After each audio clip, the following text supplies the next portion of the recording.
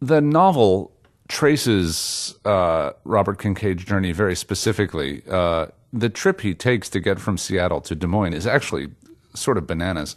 The route he takes is a little crazy, but it's delineated so clearly in the book that I thought there must be some reason for it, and I was interested in exploring what this man's journeys were, why he went the way he did.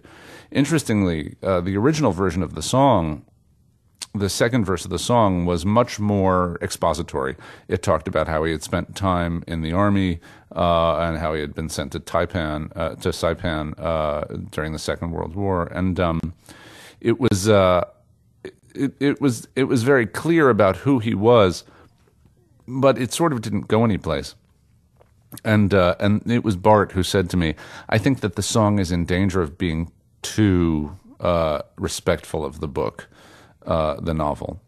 And so I looked at the second verse of the song and I realized that I had sort of punted on making him really active in the moment of who these two characters were. So the first verse is very much, comes very much from Robert James Waller, and the second verse is really much more my take on who Robert Kincaid was. And it was, it really completed the character. We didn't make that change until previews on Broadway. And once we made the change, I felt something shift in the way the audience saw him. It clarified a lot about who he was. Temporarily Lost, because it was very early in my explorations with the guitar, actually is the one that I think is the most Joni Mitchell-ish of all of them, because it is the most extreme of the guitar tunings. And I had to find a language that made sense with this crazy way I had tuned the guitar. And so I think very different sounds started coming out just because of it's not that there's a lack of a tonal center, but there's really a lack of what I would call a tonic. There's no point at which it feels like the song has hit home.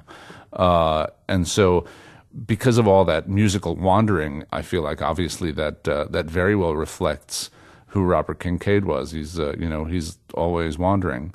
And, the last chord that you hear on this recording, which is this very unresolved chord at the end of the song that the guitars play, we ended up cutting it from the show on Broadway and just ending with the low note because we wanted so much for Steve to get the applause he deserved. The audience wants very much to acknowledge, that there's this performer and they're beginning to fall in love with him and they're beginning to connect to him, so they want to be able to applaud. And when they would hear this weird unresolved chord at the end of the song, they felt like, oh, that's our cue not to applaud. And so they wouldn't.